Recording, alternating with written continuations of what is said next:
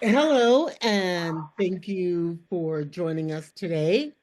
My name is Barbara, and I'm going to be your host today. With us, we have Ethan Eagle and Celeste Jansky. You got it.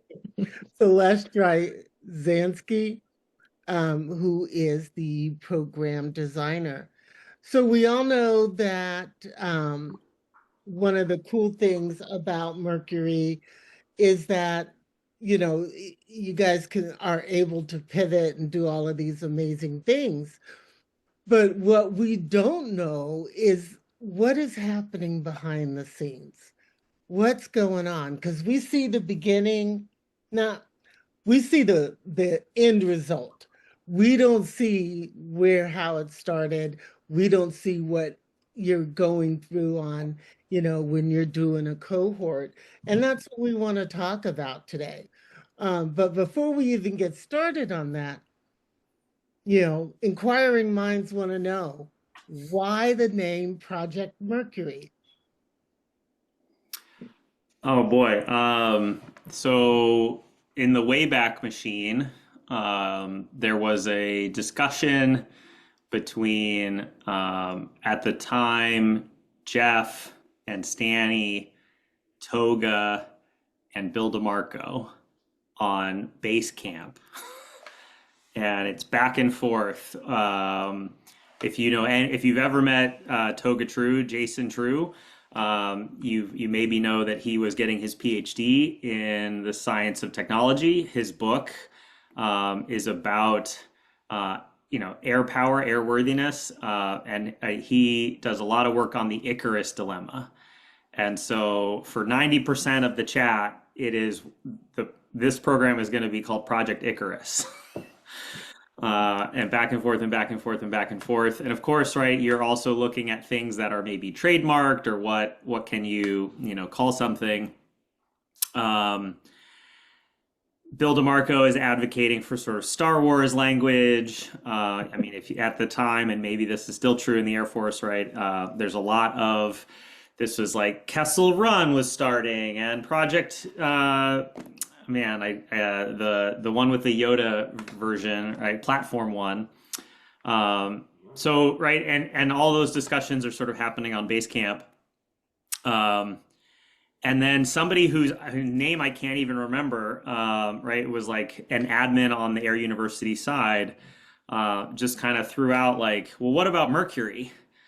Right, and of course, for me as the like aerospace engineer, Project Mercury very clearly means like pre-Apollo. We're sending astronauts up into space. But right, there's Greek mythology Mercury, which means like kind of go fast and be the herald of the sun. There is liquid metal at like room temperature, staying fluid.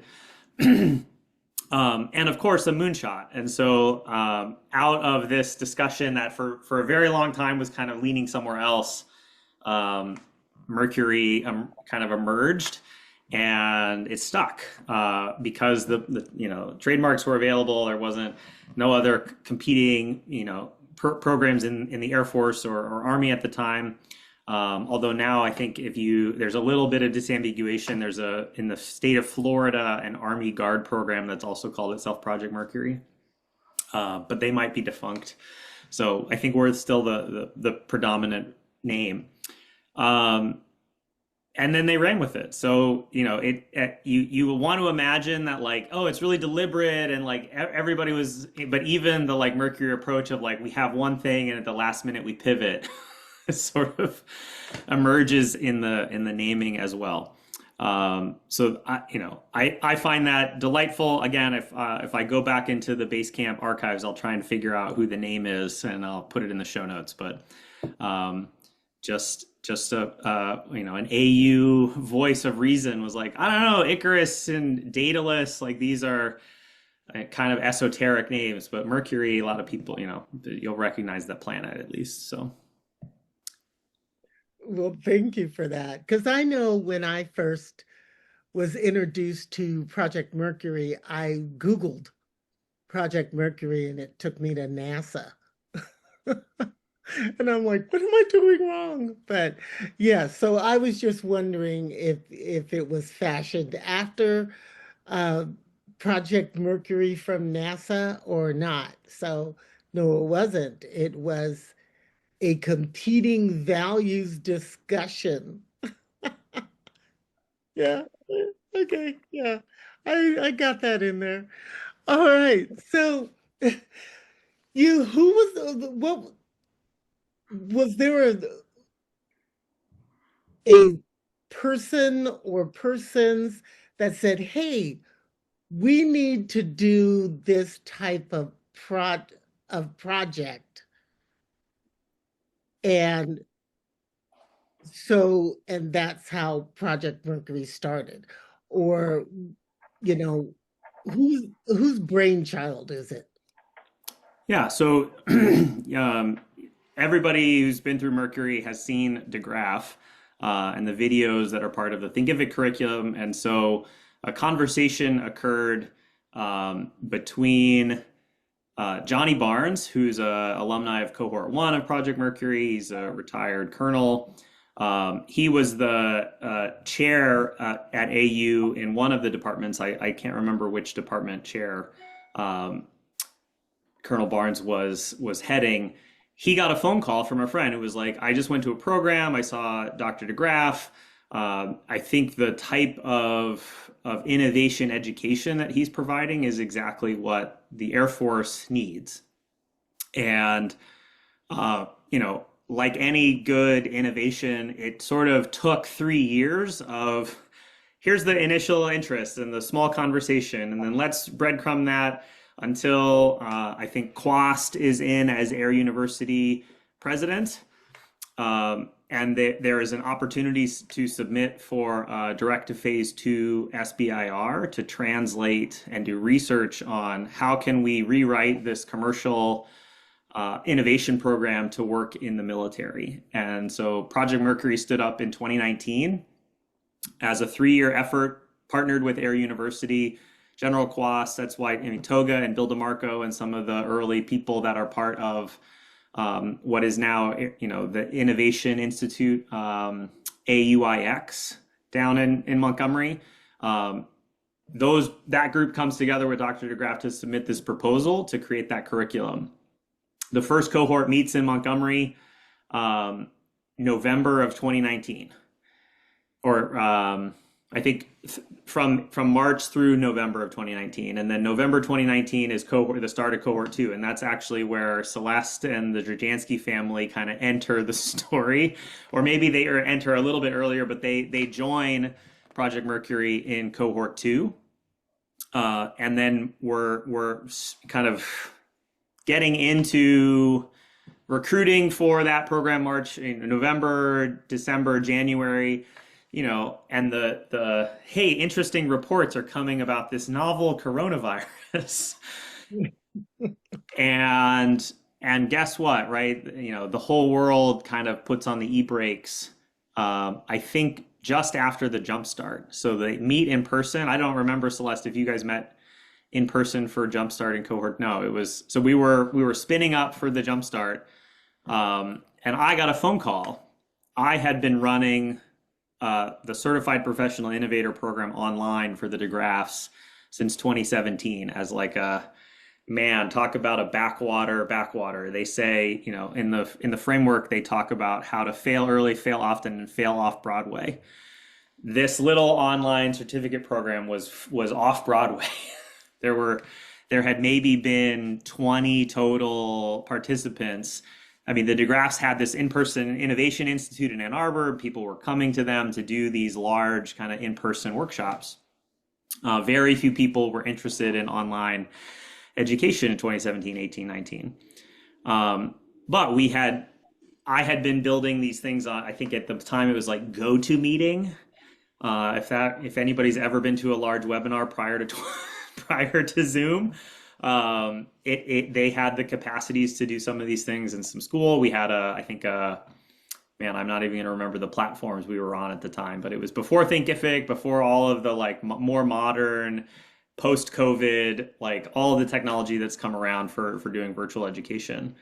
But in suddenly in March of 2020, the DeGraffs had to figure out how to continue to deliver this phase two SBIR program instead of in person, instead of high touch, the way that they had been doing consulting since the early 2000s, virtually.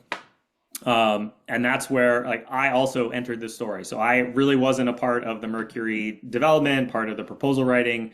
But when you need to deliver a program remotely,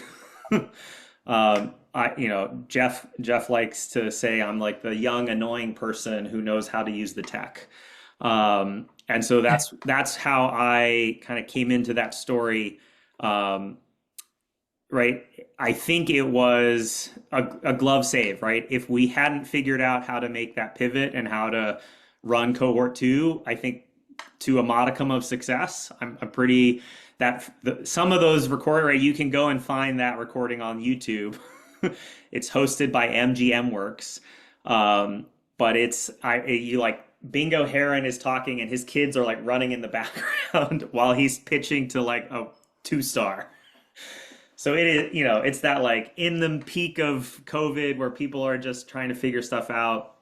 We're hosting a pitch competition, and you just get a window into people's lives. So I think we made it through that transition from in person, all the things that were in the proposal to, hey, now we have to do it in COVID. And that's kind of where Celeste and I, like I said, entered the story. Then it's not until cohort 6 or 7 that Crash, who couldn't join us today, but she enters as sort of the program director, and we get a little bit closer to what the Mercury program that we run today looks like with the different elements of back end recruiting and front office, or what you all see, like you said. Celeste, what do you have to add? Yeah, I would say that cohort 2 was pivotal in so many ways. This started out as a train the trainer conceptualization in cohort 1, where Project Mercury and the DeGraffs would train those instructors at Air University who would then go on to train others in the Air Force. And so these principles would be embedded in Squadron Officer School, Air Command and Staff, Air War College, NCO Academy, Senior NCO Academy. And they have in part, but when we pivoted to online and people's lives were so disrupted, and we were trying to re-recruit for this virtual environment, we broke the mold, and then for the first time we had non-Air University people join together. And so location was no longer a constraint. So General High Note at the Pentagon said at J35, where Johnny also had ties, said, we need cognitive adaptability. And my folks are at home and they're hungry to dig into something like this. So people in those days were at home, confined, and really wanted some intellectual stimulation. And that's where we got folks like Bingo Heron and others up at the Pentagon who joined us. And also at the Air Force Academy, we had some staff out there who attended because they were teaching business and innovation to the cadets. So here now we have 3 locations in cohort 2 coming together and doing these blended teams. And that is what we became known for ever since, is these blended teams from multiple locations. That's awesome. So I'm learning a lot of new stuff because these are things that, I think about when I'm home alone and there's no football on. So you got the cohorts going. So what do you do to make a cohort happen? How does that come about? Celeste, you want to take that one first? Yeah, I think there's a couple of ingredients to make a good dish here. You need a diverse group of really, curious, ready to grow participants. You need a sponsoring organization of some sort who believes in this concept. And then we we massage behind the scenes trying to recruit groups of people to make it more interesting. Even in our workshops, you'll see this where if we're going out to Little Rock, for example, the Little Rock workshop was the latest one. Well, we have a sponsoring organization, which is the reserve group there. And we're trying to work our networks behind the scene to see who else can sit in the room with them. Luckily, we had in that case, we had some Project Mercury alumni there who understood the vision, so that we can get a training wing, we can get an airlift wing, we can get a reserve wing. And can we get anyone from the community? Can we get anyone from the Army? So this is what's going on behind the scenes, that we have what's on the face of it, which is we're going to recruit 40 people to sit in the seats, but also we are proactively trying to infuse some certain groups in there. So that's going on, but we have learned to stay loose about it and just have faith that whoever enters the room, that it will be unique to the individuals who are represented. So you can't really force those things, and we've learned to be adaptable. One of the things I've enjoyed the most is when new groups come into a workshop or a cohort that's being sponsored by some organization, and they take some space available seats, and they're just trying it out. But then after trying it out, they really, they really see the vision and they want it for themselves. So these things happen, for example, with NATO. NATO's a great story where there was a couple of individuals actually tracing back to cohort 3. There were some exchange officers who had assignments in the Pentagon and they attended virtually. And then they told 2 friends and they told 2 friends and so on and so on. You know, the old shampoo commercial. So then they told someone from NATO who attended, and then 5 people from NATO attended cohort 7, and then cohort 9, 5 more people attended. And now NATO has their own 4-year program. And then, children have children. So the grandchild of Project Mercury, maybe the child is NATO. I don't want to diminish them in any way, but then from them, generationally, now Project Mercury Germany wants to have a program because there was someone from the German Luftwaffe that was in Project Mercury NATO. So these are the things that happen behind the scenes as we try to come up with the right environment for a cross section of people to really enjoy each other and come up with novel solutions. Ethan, you want to build on that? Yeah, I mean, Barb, you strike me as somebody who maybe in your work center is viewed as an iconoclast, like somebody who doesn't quite always go lockstep in march direction with those on high or whatever.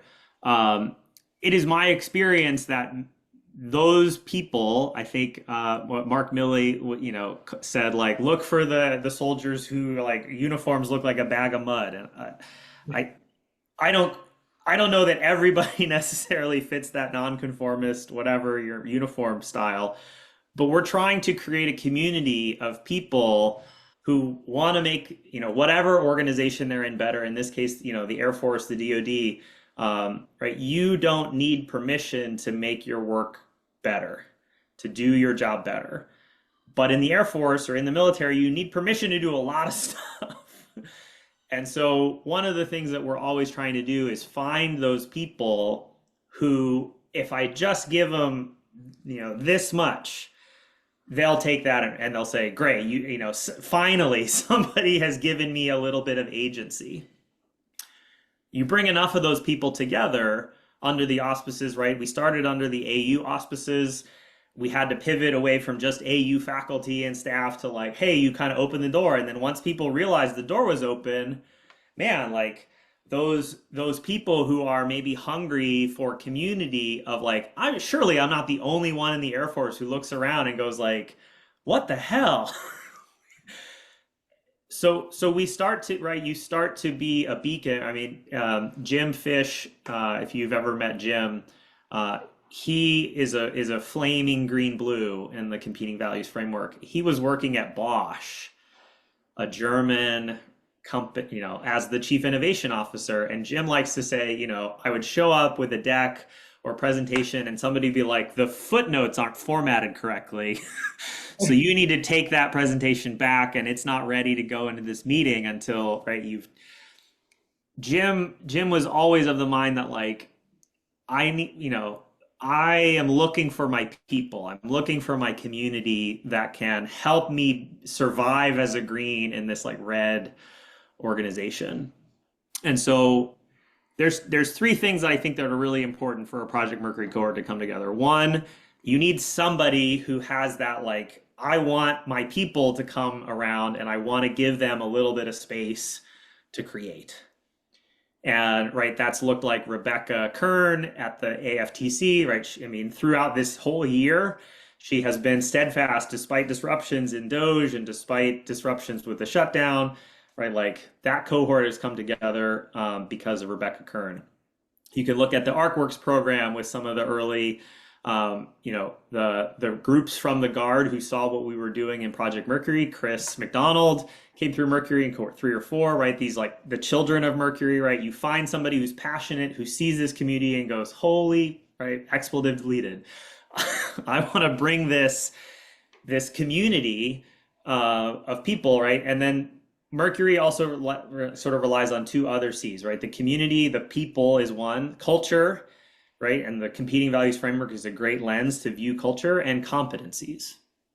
And so the three things you need, right? We need a passionate person who's going to kind of be the center of something.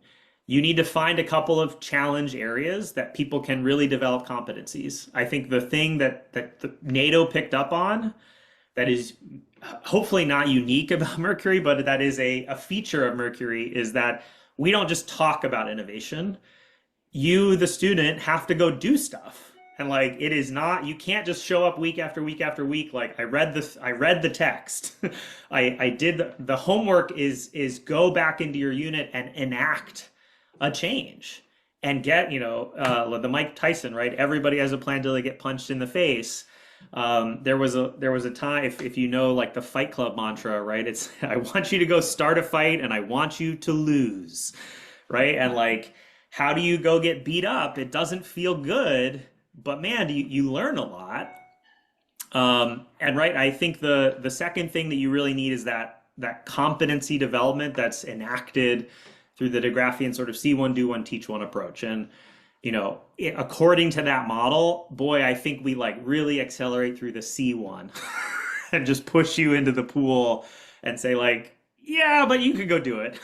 Like there's not a ton of here's how to get ready and before we begin. It's like, no, like it's okay. You're gonna scrape your knee, something will get hurt, but you'll survive. You'll be resilient. You'll learn resilience, or you'll enact, somebody will support you. So you have to build competencies. You need a real innovation program that asks you to challenge yourself to do that. And then, right, attached to that is the culture that says, I don't need the first thing you do to be perfect. I don't need you to have done all of the analysis. And Barb, I think I talked to you about this offline, but it was like, people only want to do stuff that carries zero risk, right? They only want to act when they know it's going to work, when they know that they will be heralded, right? They hosted a great event. And it's like, well, no, if you want to host a great event, first you got to host like 6 crappy events and learn. Nobody comes on a Friday, and like, I could have guessed that, I guess, but I thought it was like the end of the week and people would want to like, no, they don't. So it's like, okay, let's move it to Tuesday. And right, finding the right time or energy or where there's momentum already in the organization requires you to discover those things, not plan or analyze or like control people. And so, the DeGraffian approach to ride what moves, find the energy, right? that's actually querying the culture of your organization and saying, hey, is anybody else here looking for something like this? And not waiting for unanimous approval, waiting for one other person to go, me, hell yeah, right, I'm in. And the lesson there of momentum is not consensus. Momentum is me plus one other. I love what I heard from Pistol, Julie Jansen. She said at the Pentagon, a majority is two people because everybody else just votes for themselves. And so if you have one other person who wants to do what you want to do, like, you're a super majority because you're twice as many votes as the next competitor. So, right, that's a little bit tongue in cheek, but it's the goal of finding or building culture is not that you need to go be an instantly victorious. It's that, like, you're going to win one battle at a time, one heart or one mind. And the competing values framework is really like the codex to do that. Like, you get to know somebody and you get to know how do they think and how do they view the world. And instead of trying to convince them about your perspective, like, you take their perspective and kind of meet them where they're at. Barbara, I know that that's a key point for you, is like, how do we meet people where they're at? And let's jump into the water with them and swim to shore together instead of like throwing them a prescription, right? Or the doing something that's not enacting that help. So, right, the culture, the community, the competencies, I think Mercury can succeed when you have people who are kind of willing to make those investments, willing to see the value of that. And right on the other end, you get, what I hope that we're building is a loose, right? It's a federated network of loose associations, right? We're not hierarchically controlling people. It's mostly volunteers. The Mercury Innovation Council, all volunteer, right? But like, why do people want to give their time, treasure or talent back to an organization, right? We invite coaches. I make a joke with the coaches, like, this is the, thanks for doing the most work for $0 that you probably ever do. Or when you come back to coach, it's that, like, you see value in that community and you want to give back. And that's a community, that's a value that I strive to be building, is like that loose network is a competency. And if you go to an organization that doesn't have that loose network, man, it can't really innovate. But if you build those loose networks, that's a lot, the 2-call rule, the phone a friend. Now, right, that shades into the old boys club, or the, only the really cool kids get over. So in order to counteract that, right, we make a very deliberate point that Mercury is open, that you apply. Like, anybody who finds the projectmercury.us, we have the Germany cohort, right? The doors are open.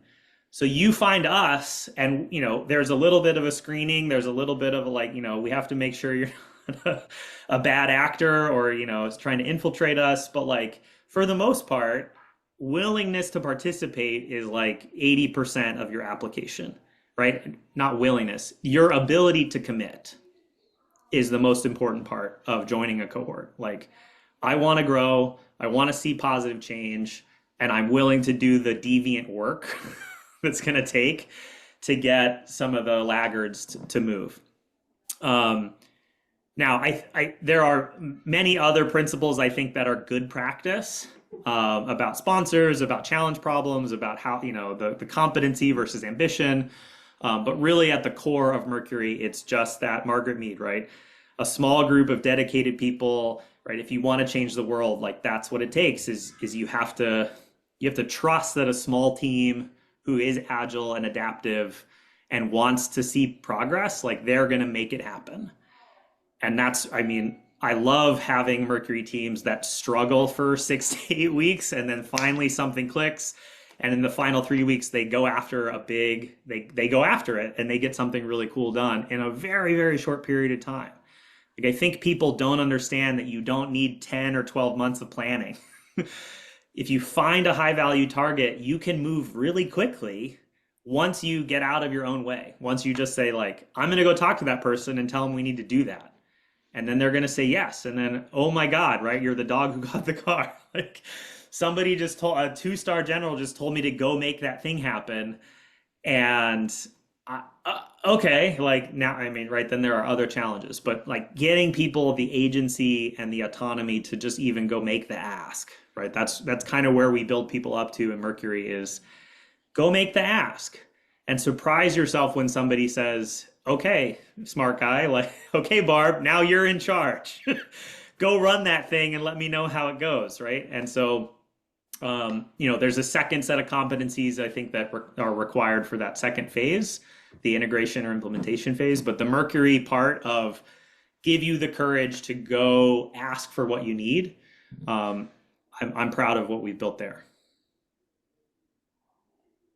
I'm pretty happy that with what you've built as well, because I'm benefiting from it, and hopefully, as I saw one, and I'm teaching one now as a coach, and fingers crossed I get to do one, but I'm pretty sure it's going to be terrible in the beginning, but that's okay. I can deal with it. I will just think of it like the amazing HQT race. Barbara, you asked about behind the scenes, and you'll have to edit these parts as they're applicable to you. But strategically, behind the scenes, once a week, our team syncs together. All the people who are working on different portfolios. So we have Cleo, who's working on Aim High and working with the Guard cohort right now. We have Ethan, who's working with the Air Force Test Center cohort that's going on right now. We have Toga, who's going to go out and do a workshop at NATO. And we have Kelly, who bridges a lot of these programs as like the amazing course director that she is. And I think that's really a strength of Project Mercury, or more broadly, the Intellectual Edge Alliance, who is a term for these sister programs that are all similar with little tweaks depending on our customers, our partners. Also RSAF, the Republic of Singapore Air Force. So once a week, just sitting in the room and having the sync. Oh, you didn't know that we worked with Singapore? Okay, I'll talk about that in a minute. But so every Monday, as we're going through, so how are the teams doing in Singapore? How are the teams doing in Aim High? How are the teams doing in Project Mercury? It really allows us to have this cross flow of information between the partnerships that we maintain. And it has grown me and my cognitive agility, and the ability to make connections as constantly going on. So maybe this coach who's working with the Republic of Singapore could come to the cross check over here at Project Mercury 14, or maybe we can connect. That 2-call rule is literally global for us.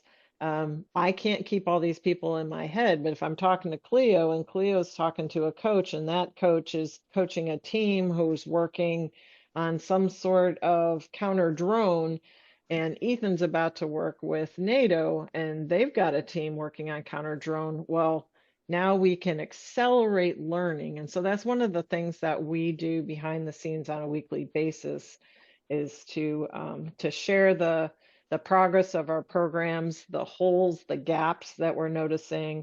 Maybe we have teams who are struggling and we can ask for advice. So that's one of our best practices that I think is unique and helpful to our partners in a way behind the scenes that they don't even see happening, but that's what's going on behind the scenes on a strategic level. It's nice to know that you're not just espousing the competing values. You're actually living it, you're doing it, you're performing it, and I think that's pretty awesome. So Ethan, what is it that you particularly do behind the scenes that others don't know about? Hmm.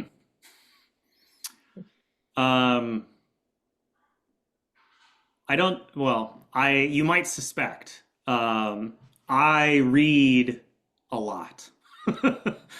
I, Lit. I, I stay, I am trying to connect dots and provide novel perspectives for teams that I think, I often challenge people in the Mercury program to think beyond what the Air Force solution is. That like there's a right way to do it and there's a culturally conform, right? There's the Air Force way. And our goal is to build a solution that the Air Force wants. And therefore it needs to look and feel a certain way. I am very often trying to find for further afield. Let's look in medical, or let's look in the commercial sector, something that gives the team a framing on their problem space that they're not, going to discover maybe on their own. But if I can come back and say, hey, I found this thing for you to look at. I went in, the archives or the museum. One of my favorite, kind of joking quips is that you can save a year in the lab saves you a week in the library. Right. And so in the framing where we're telling teams to go do stuff and enact change, right, that puts you in a certain, 3-point stance where like, no, going to the library doesn't necessarily feel like it's productive, or I don't know where to look, or I'm not sure what I'm looking for. And so I think my spider sense, right, I've been doing this long enough that like, hey, I'm gonna curate from the pantheon of everything out there that I've looked at in the last week or two. Here are one or two things that I think you all should go look at. And so trying to have that discovery available, that like I have, here's something that maybe you don't know about me. I have lived or moved every 3 to 5 years my entire life. So like Kentucky, California, Texas, Kentucky, Pennsylvania, Maryland, Michigan, California, Michigan, Maryland, Minnesota. And so over that time, I learned very quickly how to sort of chameleon myself. Like, how do I get to know a new place, a new area, a new group of people, and feel like I belong there? And so, at this point, I've been working with the Air Force since 2020, right? So 5 years. But there's a lot of people who are like, all of our language and all of our aphorisms and all of our, right? And like, it's not. Have you ever been in the military? I have not, right? It's like I'm just sidecarring and trying to get to know this group, but I'm not faking it, right? I'm like going to Stars and Stripes and I'm reading the Breaking Defense, and I'm immersing myself in this group so that I can communicate with them, so that I can build rapport and trust, and so that I can sense those things that, as a practicing innovator, I want the teams to also be doing, right? I want people to be, we'd say, watching the weather, but really that means like reading widely, following business insights and following culture news, and not just sitting down and watching the TV every night, right? But like adding that like half hour of scanning the horizon, like what's happening. And so I'm trying to practice that and show the value of that back to individuals in the program. I'd say that's the preponderance of my time in the Mercury program. That's not like sitting in front of teams coaching, is doing that, is sort of being out and discovering things in the environment. Beyond that, I think that it's what Celeste said. It's like trying to then be I think my business card says dot connector. Steve Jobs famously said like the dots only connect in the future. So like I don't know if anybody remembers Bill Lloyd, but Bill was a PhD student who followed me in the DeGraff program, and I left in 2012 and Bill came in 2013. But Bill coached early in the cohort as well. And Bill has an aphorism that I love, which is if you want to connect the dots, first you have to collect them, right? And so I should probably change my business card from dot connector to dot collector, right? I'm just like, I'm hoarding information. And somebody in in cohort 14 was like, what kind of AI are you using to like keep everything straight? And I was like, that's a great idea, but I'm just using like good old fashioned regular intelligence, right? I'm just trusting that if I put a lot of stuff up there and sleep on it, like something interesting is gonna emerge for me. Um, right. And so there's a really important turn of phrase that I've started to use more and more, and I forget who I stole it from, but it's if you want to give good feedback, don't tell people what you think of their ideas. Tell people what their ideas make you think of. And so right, I don't just respond or react to people and tell them yes or no. I say, wow, that's interesting. What about these three things that I've heard about and how do they connect? Right. And so trying to offer people those loose connections, those loose, weak signals. That's the thing that I think I'm doing more than kind of anything else to make Mercury interesting and sort of provocative, is to bring back those squirrels, like go down that rabbit hole, or what about this rabbit hole? Because maybe there's value down there. Thank you. And Celeste, what exactly do you do behind the scenes? I've heard, what you talked about in terms of what you do in your weekly meetings, but you yourself, what do you do? Well, I'm trying to look on the cusp of where we're at with various partners and see what's coming next. So I'll give you an example. We have NATO. I know that we're going to go to the Netherlands in November, and I know we have a cohort in March. Still, we don't have bodies for that cohort, but we have a placeholder. We have a place in Berlin. But I'm thinking about, well, where is the spring workshop going to be? And where is the fall workshop going to be? And not just like, how is this standalone event, but how does that event connect to other things that our partners want to do? So, and so I'm just trying to maximize how that event connects to other events at the same time. So if we have a workshop and it's going to be in Southern Europe, is Noise their annual expo and other conference going to be a week away, or some of the same players going to be in both, or what are the topics that are emerging? And so I'm trying to stay ahead of the conversation and set it up so that we can hit multiple goals at that workshop at the same time. That it's not just about 3 days in a room. Yeah, that was fun. High five, let's go home. But what strands come from what has already been done, and what seeds are we planting in that room, and connections are we making in that room that will then lead to other breakthroughs. So I know that that sounds vague, but that's what I like to put together puzzles. I'm a math major. I like the game of math and seeing patterns emerge, and so I'm the other thing I like to do in my free time is bring people into my home in a hospitable way. And so in a way, I see this work persona of how do I make the environment correct for just delightful, serendipitous things to happen at that event. And that's what I'm doing behind the scenes.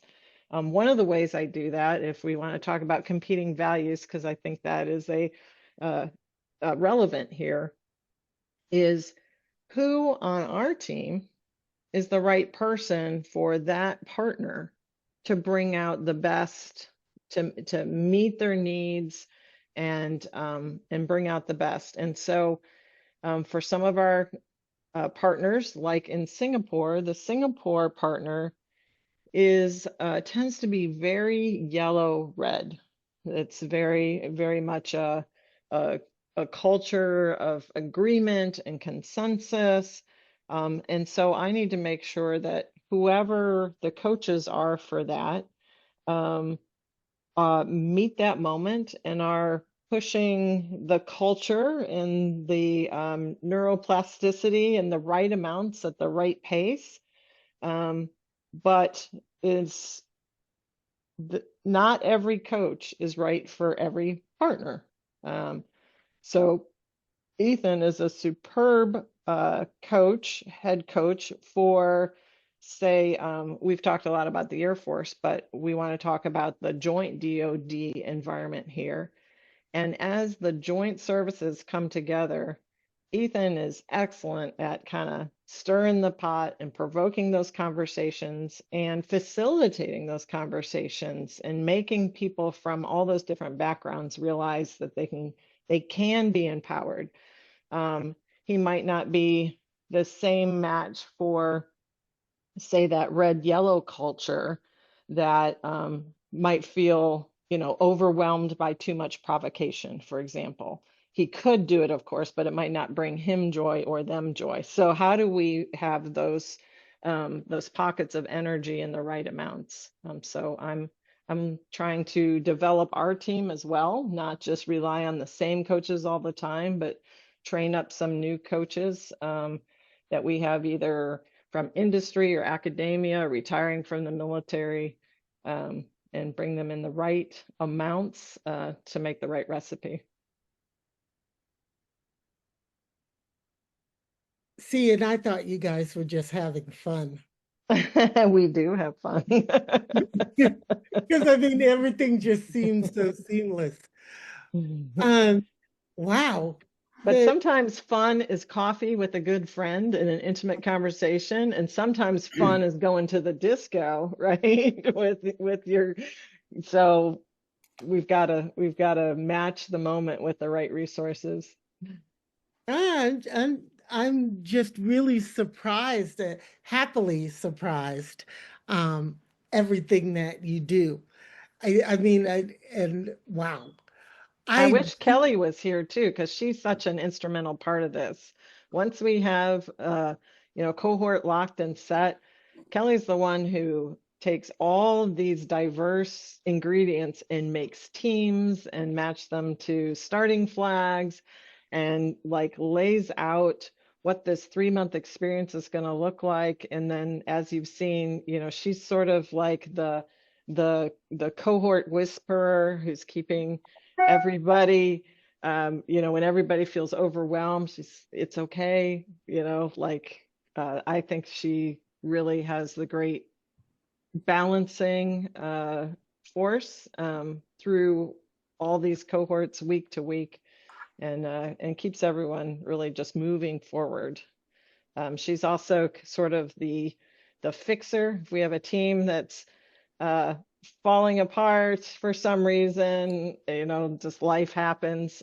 She's got so much experience over the last couple of years in dealing with how do you, she has a good way of having her finger on the pulse of the health of the teams and can recognize and intervene in a timely fashion to get those teams back to a healthy place. So she's really elemental in that way.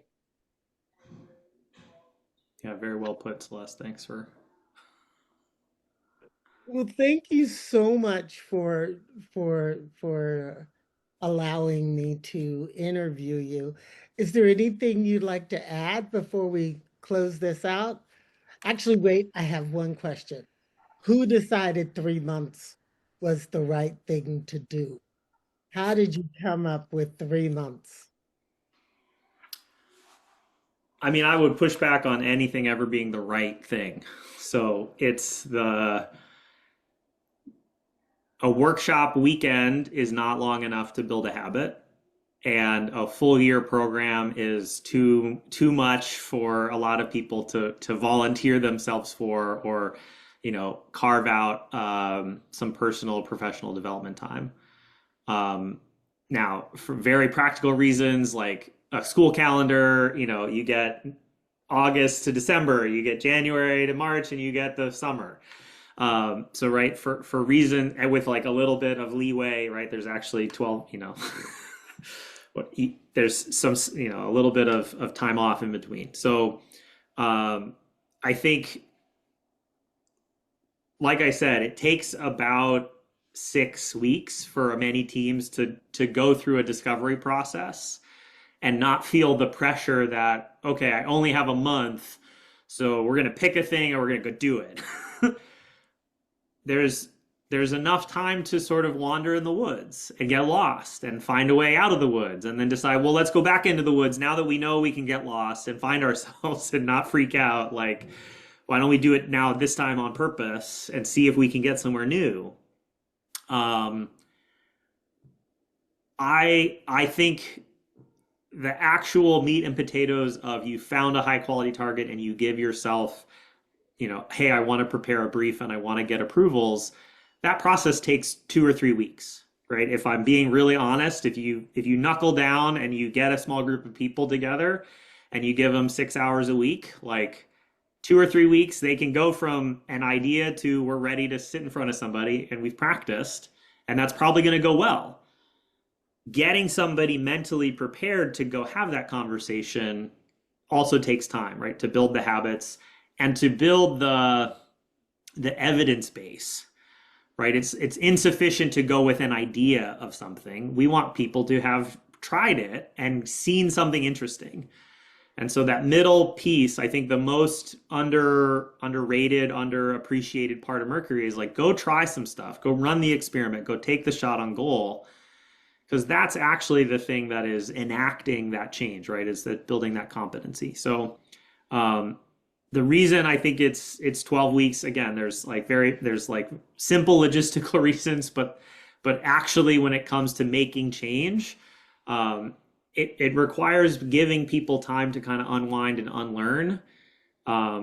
And the practical reality is, you need some deadlines, and making it feel like this isn't quite enough time is probably that's a recurring Mercury theme. Like, I wish I had more time, and like, well, and you don't. So it's, like, so that blend of this is, it's going to be a pressure cooker. If we doubled the length of time, you could maybe be a lazy river, or right, it's a sprint, not a marathon, or it's kind of both, a sprintathon. So, we're trying to, again, like maybe in this conversation, I maybe have discovered, right, it's a hybrid of a sprint and a marathon. So we're trying to do these things in creative ways that also fit with kind of the rhythms and natural flows of many organizations. Like, we're trying to avoid holidays, right? So you swim in those practical realities, and you make what you can work. Yeah, I agree. It's a measure. It's one measure of realistic commitment that someone can make. And so it's similar to taking a night course or a master's degree or something. You have a certain amount of time. From that was born the workshop, which was 3 days. So one thing that I would like to touch on before we leave is the power of the alumni community, because it's one of the things that differentiates just taking a night course from this series of cohorts, both in the United States and now NATO and Singapore and the Guard, that because there's this variety of cohorts and workshops and people have seen the same material and have a common lexicon, I think that's how you change an organization. That's how you change a culture, is you give a group of people the words and the theory. So whether you went through cohort 3 or you went through a workshop just a couple months ago at Little Rock, you would share a certain amount of lexicons. And then when you have that, the common words and framework, then you can then work with people and work faster together because you have the same framework. And so you all out there as the alumni in the system, you're the 10x power and potential of Project Mercury. Well, thank you so much. I appreciate that. I appreciate your time. And that's all we have for today. But I will be getting back to you. Thanks, Barb. Bye, Celeste.